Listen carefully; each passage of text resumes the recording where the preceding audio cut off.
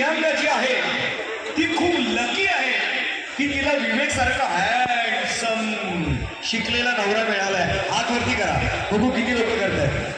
प्रियांका जास्त लकी आहे. वाव प्रियांका, तू हात वरती केला असता ना 100% झालं असतं. आता 90% झालं.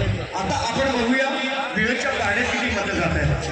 आता किती जणांना वाटतंय की विवेक खूप जास्त लकी आहे की त्यांना एवढी सुंदर सुशिक्षित शिकलेली लाडकी मामाची लाडकी भाची बायको म्हणून मिळालेली आहे. किती लोक हात वरती. व्हेरी गुड विवेक, तुम्ही सुद्धा हात वरती करू शकता.